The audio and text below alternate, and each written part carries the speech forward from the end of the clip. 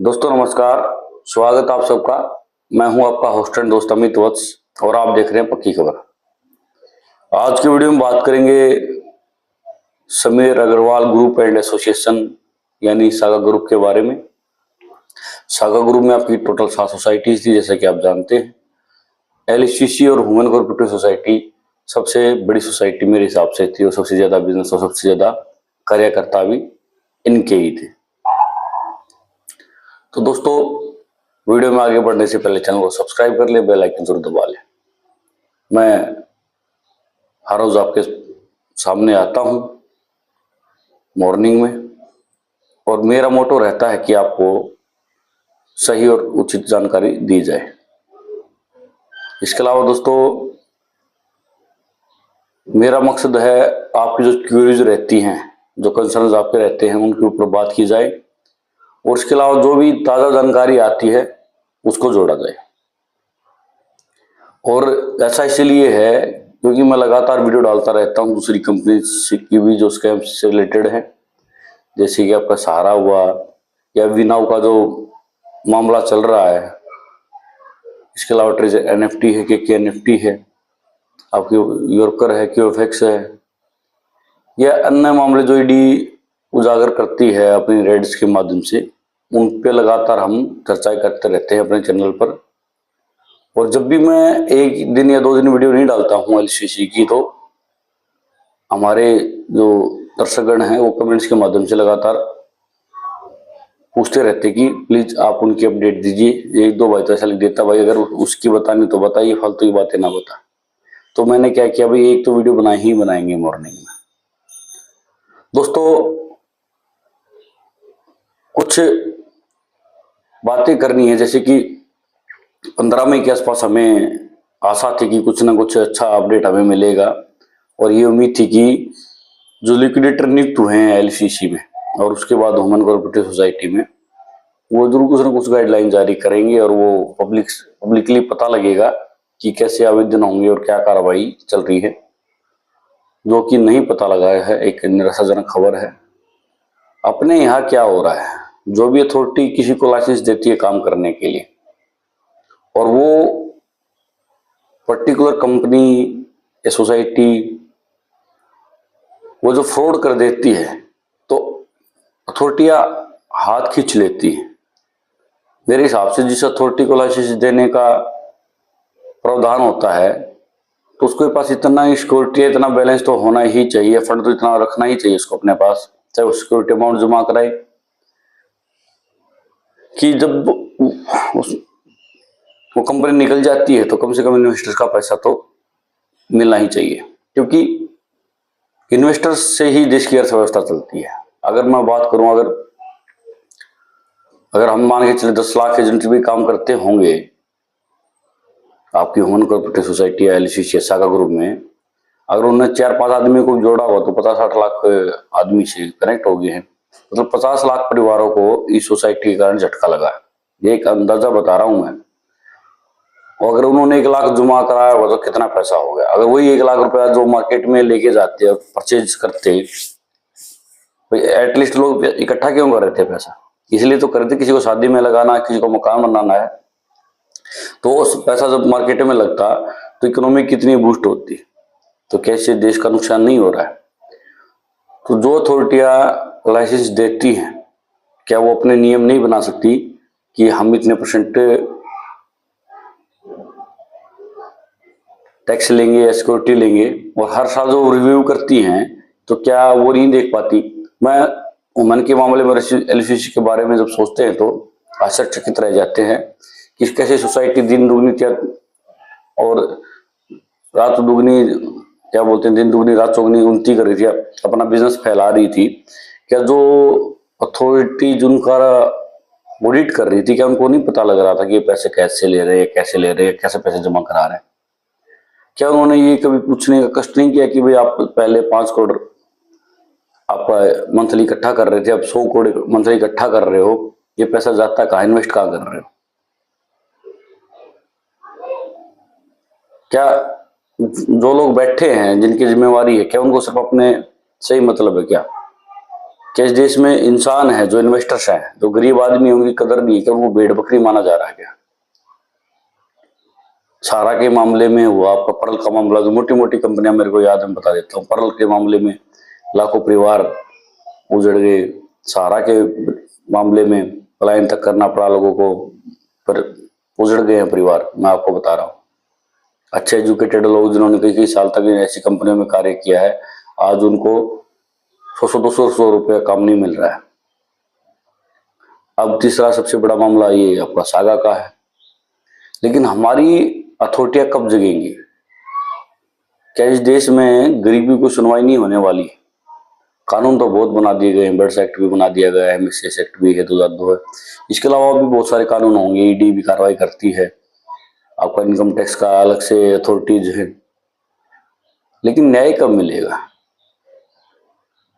अखबार पर या पेपर्स पर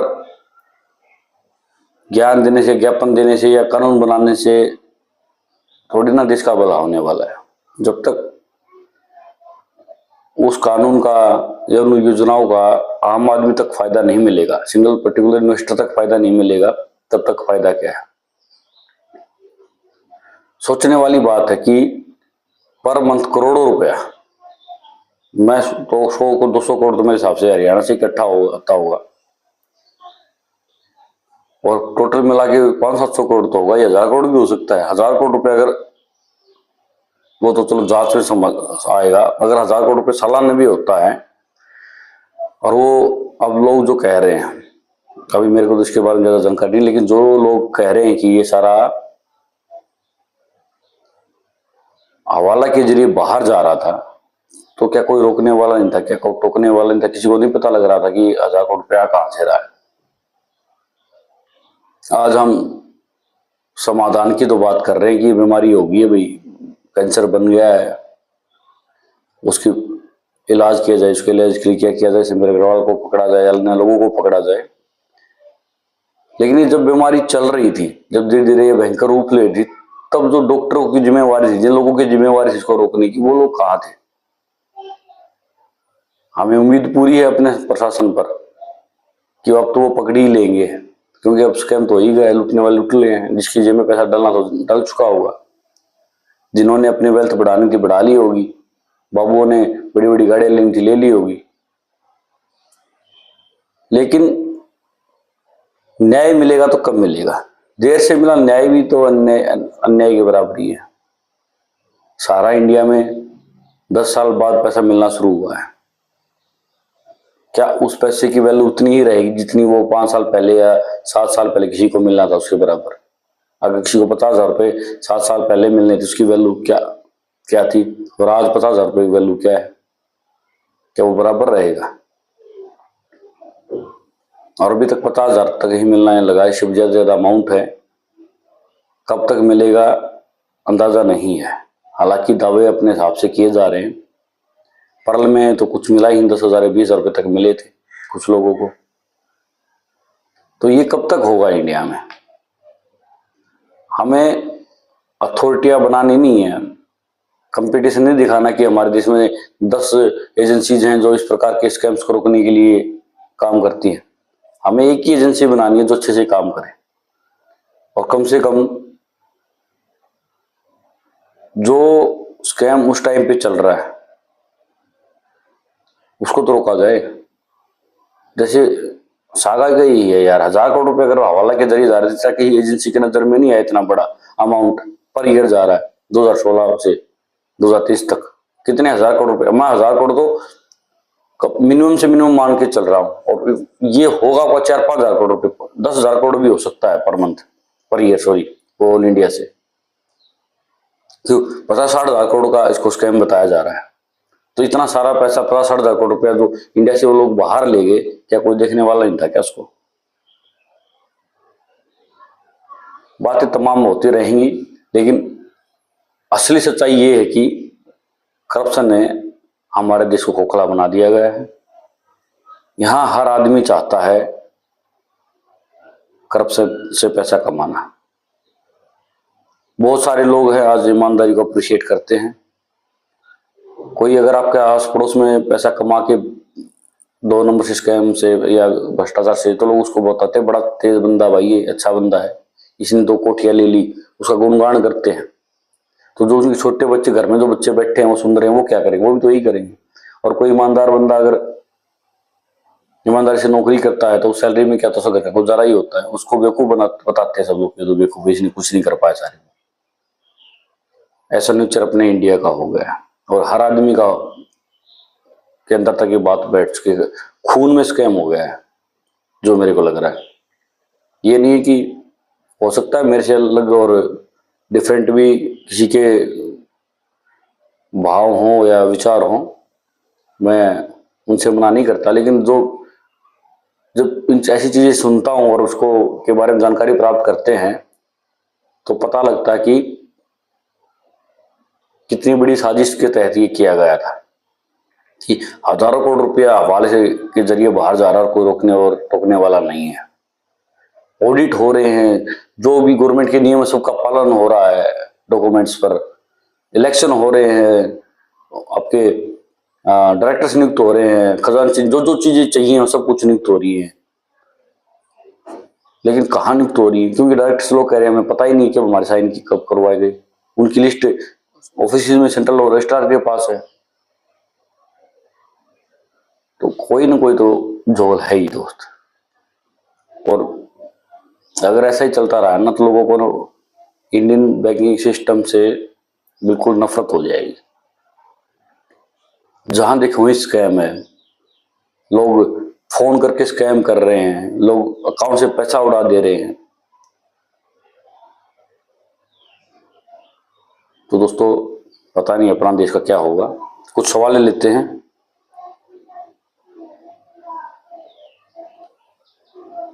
राज कोमरिका जी है, 3636 इनका यूट्यूब आईडी है। वो कहते हैं सर आप अपने यूट्यूब चैनल के माध्यम से जितने भी ठगी पीड़ित एजेंट ग्राहक हैं सबको एक साथ जोड़ने की अपील करें, फिर सारे कस्टमर एजेंट एक होकर लंबी लड़ाई लड़ना पड़ेगा, तभी जाकर हमारा पैसा मिलने की संभावना है। मैंने तो बिल्कुल कई बार ये बोला है। आपको मैं बता देता हूँ, वोट बैंक बनना पड़ेगा। पहले आपको इकट्ठा होना है, अपनी लड़ाई लड़नी है, फिर जो दूसरे और ठगी पीड़ित हैं, चाहे आपके पर्ल के हुए, सहारा के हुए, 2 ही वो सोसाइटी कंपनियां हैं जिनमें करोड़ों लोग इन्वेस्टर थे। करोड़ों आप हैं, करोड़ों वो हैं। अगर ये 3 कंपनी के बंदे मिलकर भी एक साझा प्रोग्राम बना लेते हैं ना, तो एक नया वोट बैंक तैयार हो जाएगा जिसमें कोई भी सरकार आए उसको के सामने झुकना ही पड़ेगा।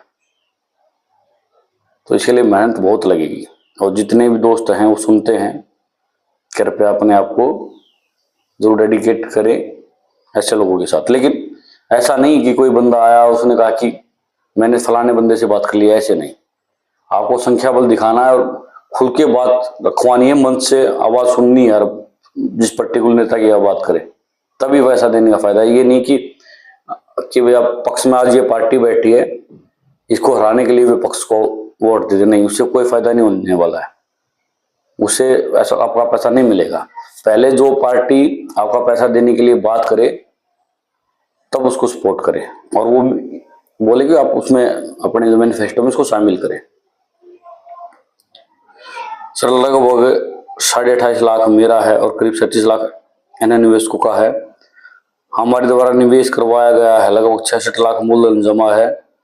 निशांतगंज लखनऊ उत्तर प्रदेश ब्रांच में है। आप भुगतान करवाने के लिए सीनियर नजर नहीं आ रहे हैं, सबका मोबाइल बंद करके भाग गए हैं।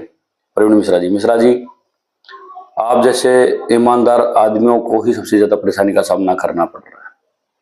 हमारे एक मित्र हैं, बल्कि मैं तो बहुत सारे लोगों को जानता हूं, लेकिन एक दोस्त की बात करता हूं, उन्होंने जितना भी कमाया वो भी सब इसमें लगाया और जो घर वालों ने भी कमाते थे वो भी इसमें लगाया। तो लगभग करोड़ 100 करोड़ रुपए से, ऐसा नहीं कोई ज्यादा पैसे वाले थे, वो गरीब ही थे, नॉर्मल फैमिली से बिलोंग कर रहे थे। यहाँ से काम करने लगे, हमें सुनाने लगा तो मल्टीप्लाई करते गए पैसे को। वो बहुत पुराने समय से जुड़े थे, 1 साल की आरडी की इसको फिर एफडी में डाल दिया, ऐसे कर करके लगभग 1 करोड़ रुपए उनका, और इतना ही शायद उन्होंने इन्वेस्ट करा रखा है। आज बहुत ही ज्यादा दयनीय हालत है उनके घर के। और जो सीनियर्स वाली बात कर रहे हैं, ये सबके साथ प्रॉब्लम है, सबकी। तो मैं ये नहीं कहता कि 90% लोगों के साथ ये प्रॉब्लम है कि जो लोग कल तक उनको गाली गलौज करते थे, मीटिंग्स में बुलाते थे तो किसको माला पहनाते थे, जो उनकी बात पूरी मान के, जिसको उसने कहा था कि आप 10 लाख का नया FD कीजिए, जो कर देता था उसको तो माला पहनाते थे, जो नहीं करता था उसको बेइज्जत करते थे और कहते थे कि सीखो, तुमने कब में हो। इस प्रकार से प्रताड़ित भी किया जाता था।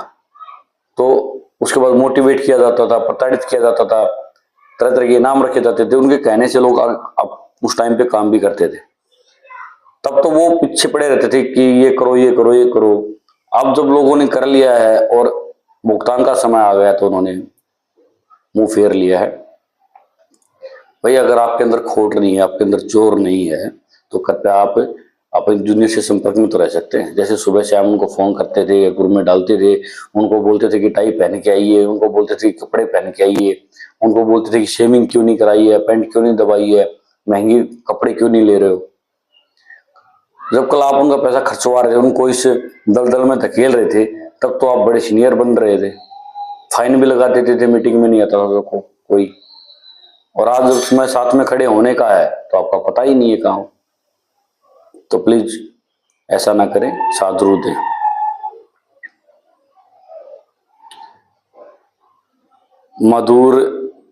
मधु जी हैं ये।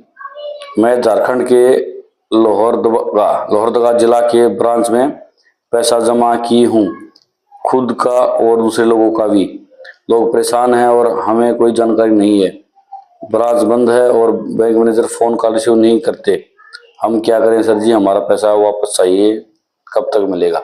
मैडम जी, इसको ही लेकर लड़ाई चल रही है और कब तक का ही जवाब ढूंढने की हम कोशिश कर रहे हैं, कब तक मिलेगा। और जो ब्रांच मैनेजर हैं वो गलत कार्य कर रहे हैं। कल लोग जब इनके खिलाफ पुलिस स्टेशन जाएंगे तो फिर ये कहेंगे कि मेरे साथ अन्याय हो गया है। तो ऐसा ना करें। जो गरीब लेडीज हैं इनको बड़ी परेशानियों का सामना करना पड़ता है। ये बेचारी हाउस वाइफ्स होती हैं, ये घर से बाहर भी निकलती। आदमी का क्या, वो तो कम से काम के नाते 8-10 घंटे बाहर चला जाता है, इनको तो घर पे रहना होता है। तो प्लीज इनका साथ जरूर दें, सहयोग जरूर दें। प्रवेश कुमार जी कह रहे हैं सर एकता में बोला, बिल्कुल सर, मैंने तो कई बार बोला है कि संसद तक, सड़क तक मेरे हिसाब से आपको अपना ही बल दिखाना पड़ेगा। बल की बात करते हैं, संख्या बल के बारे में अपनी बात मजबूती से रखने के लिए संख्या बल दिखाना पड़ेगा, तभी हमारी और आपकी कोई बात सुनेगा। तो दोस्तों आज की वीडियो में इतना ही था। इसके अलावा आपकी और कोई क्यूरीज है तो कमेंट्स के माध्यम से हमसे पूछ सकते हैं। तब तक आपको क्या करना है, तब तक आपको चैनल को माफ कीजिए, वीडियो को लाइक करना है, शेयर करना है, चैनल को सब्सक्राइब करना और बेल आइकन जरूर दबाना है, ताकि सागा से रिलेटेड कोई भी ताज़ा जानकारी आती है वो आप तक पहुंचती रहे। तो मिलेंगे आपसे नेक्स्ट वीडियो में, तब तक के लिए नमस्कार।